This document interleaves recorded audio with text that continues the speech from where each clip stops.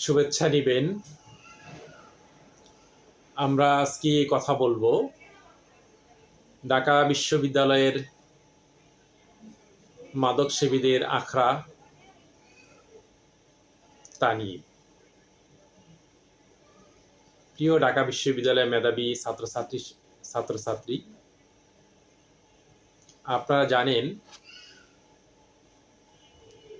যে ডাকসুতে ছাত্র শিবির প্যানেল পূর্ণ জয়ের পর তারা বিশ্ববিদ্যালয়ে বিভিন্ন কাজ করে যাচ্ছে। সেখানে অবৈধ স্থাপনা, অবৈধ দোকানপাট, অবৈধ কারবারি সবাইকে উচ্ছেদ করছে। তো তা নিয়ে কথা বলেছেন সানজানা চৌধুরী রাত্রি, বিপি কবি সুফিয়া কামাল হল সংসদ বিপি। তিনি বলেন, টিএসসির মেট্রো স্টেশন থেকে হাইকোর্ট মোড় কিংবা শিক্ষা ভবন থেকে হল ফুটপাত পর্যন্ত প্রতিটা পয়েন্টে অসংখ্য ভবঘুরে মাদকাসক্ত আর নেশাখোরদের আখড়া। ফলে শিক্ষার্থীরা প্রতিনিয়ত আতঙ্কের মধ্যে চলাফেরা করে। আর মেয়ে শিক্ষার্থীদের সাথে ওরা প্রায়ই ছিনতাই, অশুভ মন্তব্য, অশ্লীল অঙ্গভঙ্গি সহ শিক্ষার্থীদের প্রতি নানা ধরনের হয়রানিমূলক আচরণ করে থাকে। এমনকি হলের সামনে ফুটপাত, ওভারব্রিজ এসব নেশাখোরদের দখলে থাকে, যেটি শিক্ষার্থীদের নিরাপত্তা আরও বিঘ্ন ঘটে।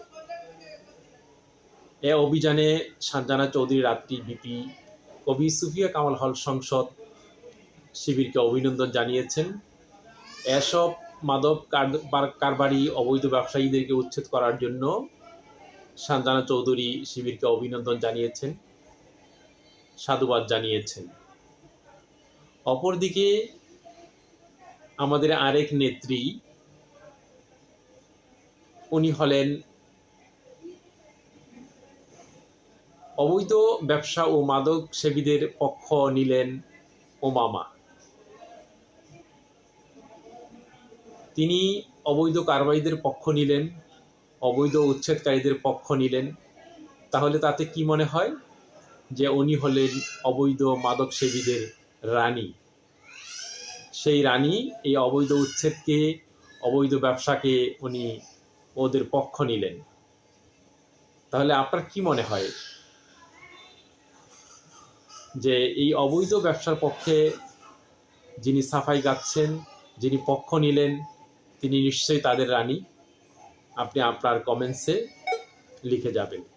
রানীদের কোনো রকমের ছাড় এই ইউনিভার্সিটিতে হবে না ইনশাল্লাহ। সবাইকে শুভেচ্ছা। আসসালামু আলাইকুম ওয়া রাহমাতুল্লাহ। ওয়ালাইকুম। হ্যাঁ।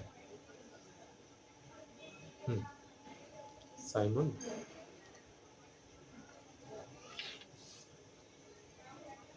ও আচ্ছা, তো উপরে কথা বলে দেখেন। আমি বলছিলাম যে ডাক্তার আসুক না, এসে দেখে যাক। আচ্ছা, আমার কাছে পাঠান।